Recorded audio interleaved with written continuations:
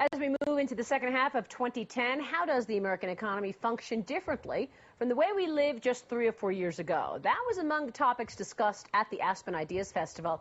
This year gathering draws leaders in business, economics, and politics, sponsored by the Aspen Institute and the Atlantic magazine.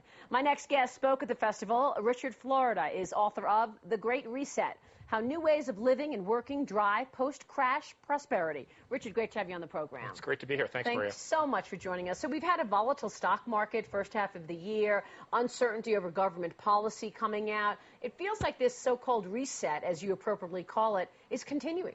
Well, I was able to, in this book, look back at the two previous analogous events: the Great Depression of 1929 in the 30s, and then the crash, the panic and long depression of 1873. What I learned in looking back is that these are not short-term processes, and no immediate amount of even monetary policy fix or short-term stimulus is going to fix us. These are generational events, and what happens is we get major bursts of technological innovation. That's important. But then Americans go about their ways. Thousands of millions of people are resetting the way we live, the way we work, and the way we consume. And that's how the reset happens, as we change our behavior. So we're looking at a reset right now. What state are we in terms of recovery? How would you characterize things? And what's the historical you told me the historical precedent in terms of how you looked at today's resetting. But what does that mean in terms of practicality? How have people reset?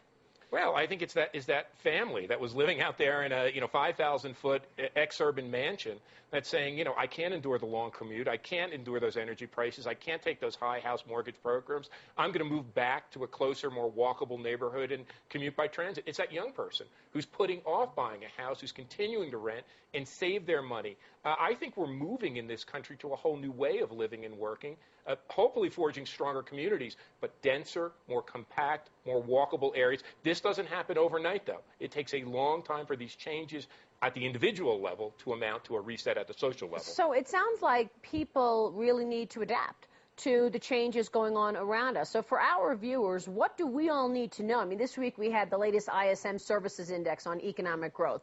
You write a lot about the services sector of the economy. Do people need to look at their jobs, their lives, the way they live differently? Yeah, we got to be a lot smarter, and we got to take on less leverage. But I think as an economy, not only as individuals, the housing auto complex, the suburban sprawl, was a fantastic way to build an industrial economy. The more we built those houses, the more we spurred those assembly lines spinning, making cars and washing machines. We're not going to grow a knowledge and technology and high-tech and information entertainment economy by spending money on housing and autos and cars. We got to shrink the amount we spend on those core bundles of the industrial age, invest more in our own skill development, invest more in new industries, from high-tech to entertainment to media. That's the way people are going to prosper and our economy is going to grow as a whole. What do our viewers need to do to adapt to this change? Well, I think we got to, we looked at all the studies.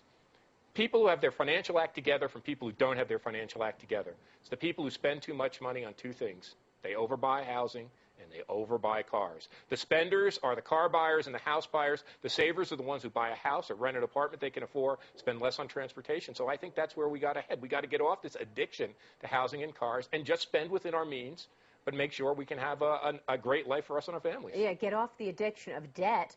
And we're making a dent in that because the savings rate now apparently is back up to 4%. But, we hear so much about the migration to cities, people moving to urban areas. This is going to change things as well. So what impact do service jobs and the quality of stability have on communities? Well, two things. One of the things we've been talking about here at Aspen is the remaking not only of the city, as Brooklyn and all of these urban neighborhoods in a way become more suburban. They attract young families from the suburbs. They upgrade the schools. But as our best suburbs, our older suburbs are becoming more urban. They're becoming more walkable. So it's no longer that city-suburban divide. The other thing that's a big critical thing, we have 60 million Americans working in low-wage service jobs. Not the high-tech jobs, not the finance jobs, low-wage service jobs. And what we've been talking about here, we have a national effort to upgrade those minimum-wage, low-pay jobs that can't support a family. How do we do it? By doing the same things we did in manufacturing. getting employees engaged, continuous improvement, quality circles on those service jobs, making every retail shop, every manicure parlor, hair salon, every store we go to a center of innovation and productivity and engagement. That's got to be number one on our priority list to create and make good family-earning jobs for all Americans. Well, that requires a new skill set, and in some cases it requires training, so it goes back to education. Absolutely, and the returns to education, we've looked at the data. You know, someone in the United States who doesn't have a high school degree is facing a 15 to 20% unemployment rate. You have someone with a college degree is facing a 4 or 5% employment rate. But we've got to upskill those low-skill jobs. And one of the things we want to do is challenge the administration, challenge the Obama administration. If we're going to have a job strategy for this country, high-skilled jobs are going to do some of it. Certainly, we've got to protect our manufacturing jobs and grow them. But 45% of Americans work in low-skill, low-pay service jobs. I told the story here. My dad started his job in a factory in 1934. He made barely what we'd call a minimum wage. It took 9 family members in Newark to make a living wage. He came back from World War II. He had a good job with a high wage. He could buy a house and put his kids through school. We made manufacturing jobs good jobs. We can make low-end service jobs good jobs if we pay attention and do all the things we did to build up manufacturing jobs, engaging our people, engaging them in quality, focusing them on productivity improvement. It's going to be good for the individuals, but it's going to make our country more productive and efficient. Problem is the corporate sector is reluctant to add new jobs and put money into this because they don't understand what their cost side of the business will look like in 2011. They're afraid of high taxes. They're afraid of new expenses, healthcare expenses. Well, we're going to grow about 15 million new jobs out to about 2018, so less than a decade. About half of those jobs are going to be great jobs. They're going to be jobs in finance, in management, in high tech, in arts and entertainment and media. They're going to be high-wage jobs. They pay on average 3 times what a low-wage worker makes. We're going to grow another 7.5 to 8 million low-wage jobs. It seems to me those 7.5 to 8 million low-wage jobs are where we're going to focus our effort. The other thing that's important about those jobs, you know, we can offshore a lot of call center work. We can offshore some banking work. We can offshore some technology work. But the person who takes care of your kids or your aging parent, the person who cuts your hair or, you know, gives you a massage, the person who takes care of your house, your apartment, or your lawn, those jobs, we call them sticky.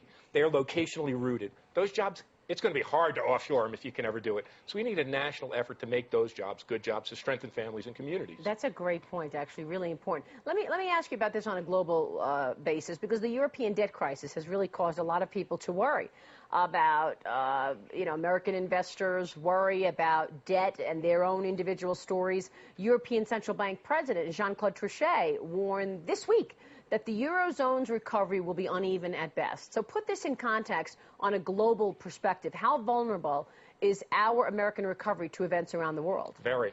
I think there's a growing consensus that the recovery is stunted at best. And my look back at history, just, they talk about short-termism in quarterly process, short-termism in corporate America. We have a short-term view when we think about our recovery. These resets, from what I could determine, are 20 and 30-year cycles. We have to think about this as a long-term process. No amount of monetary policy mucking around or stimulus is going to push us back to where we were. So we have to undertake investments with an eye to a long haul. And I think the question about unevenness, one of the things we can see is this crisis and recovery has been incredibly uneven across the world in our own country. Some places have barely felt it. Oil places, Oklahoma City, parts of Texas, Washington, D.C. with a small unemployment rate.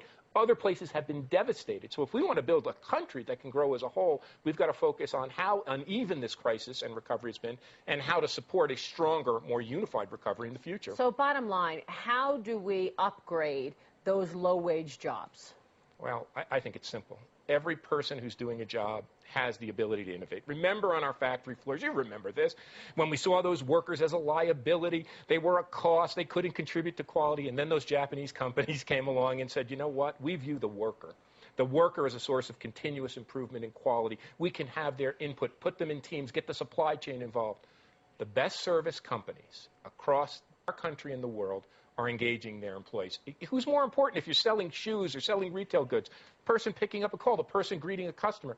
We can involve them in employee engagement and innovation the same way we did on our factory floors to improve productivity, and we've got to do it now. Great. Great to have you on the program, Richard. Thanks so much. Thank you, Marie. Really important subject, and we appreciate your time. Professor Richard of Florida.